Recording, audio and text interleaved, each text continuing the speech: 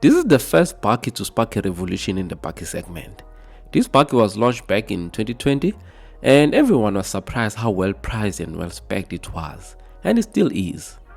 2024 has seen other bakkies from China enters the market, like the Jag T9 and the LDV's T60. We are really spoiled for choices, and when sellers compete, consumers always win. Today we are checking out this GMW P series. Sit back and relax, because I'll tell you everything you need to know about this bakkie. You're watching Cars 24, your ultimate car buying guide.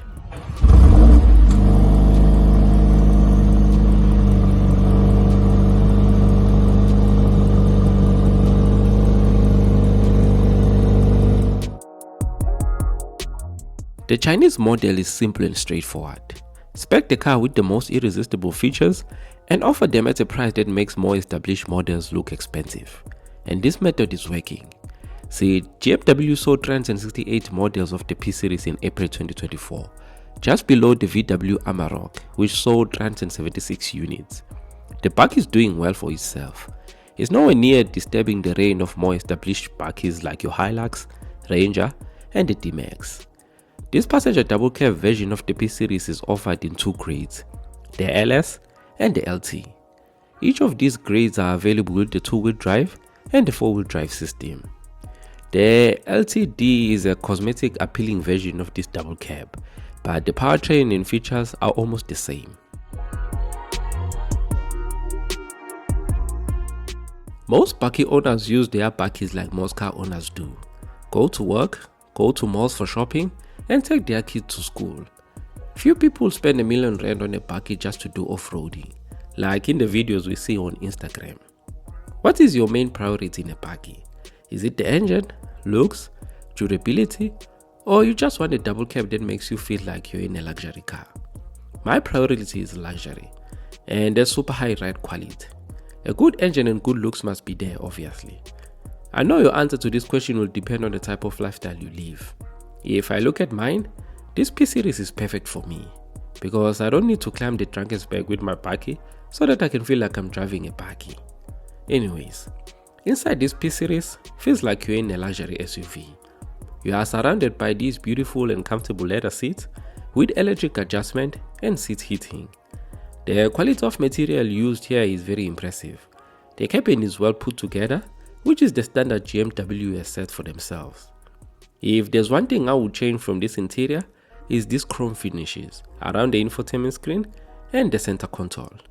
Chrome is fine outside the car, but on the inside, only Mercedes is allowed to use it. This one looks cheap and really out of place. The back seats are comfortable as well.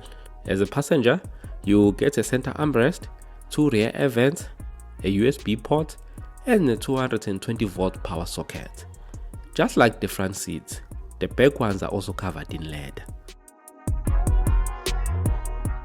I love the ride height and ride quality of the P series. Under the hood is a 2-liter turbo diesel engine that delivers 120 kilowatts and 400 Newton meters of torque. This engine is paired to an 8-speed automatic gearbox. There is a noticeable turbo lag when overtaking, but cruising at highway speed is really satisfying. The engine is quite loud, but there's no deal breaker.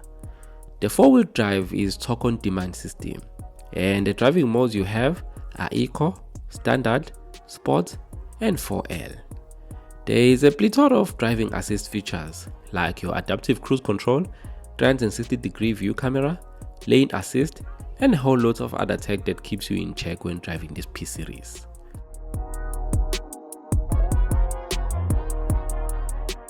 You cannot miss the P series from the front. It has this GMW badge and chrome covered front grille. LED lights are standard, and so are the front fog lamps. The P series has a large presence. It's very long and tall, especially if you're looking it from the side, and it's running on 18-inch alloy wheels as standard. Access to the load bin is made easy with this tailgate step. The idea is not to strain yourself or stand on the tires to access the load bin, which is cool. When you buy this P series, you will get a 5-year 100,000 km warranty, a 5-year 100,000 km service plan, and an unlimited kilometer roadside assistance. As of June 2024, this double cab starts from 526,250 rands, and the 4x4 LT will set you back 653,750 rands.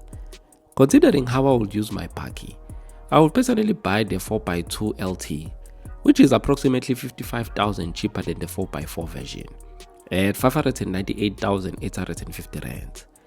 If you finance this over 72 months, and an interest rate of 11.75% with no balloon, but this time we are putting in a 10% deposit, which works out to be around 59,885 rands. Your monthly installment will be around 10,559 rands.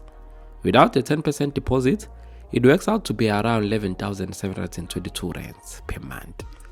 Let's normalize putting deposits than having balloon payment, because balloon payment works out to be more expensive than putting in a deposit. I'll leave a link below to West Bank calculator so that you can work out the numbers yourself. It's not cheap owning a double cab. You have to factor in fuel, which on its own is not cheap at all. Insurances for bakkies are not cheap, and you have to get a comprehensive insurance cover because you'll never know. I'm willing to look beyond the loud engine and the chrome in the interior, because this P series is a really good bakkie in its own right. GMW is also planning to launch the P500 really soon, and that bakkie looks exciting already. I'll leave this video here. You can check out this video where we talk about how to trade in a financed car. You can also check Cars24 channel page for more car reviews. We'll meet again on our next video. Until next time. Peace.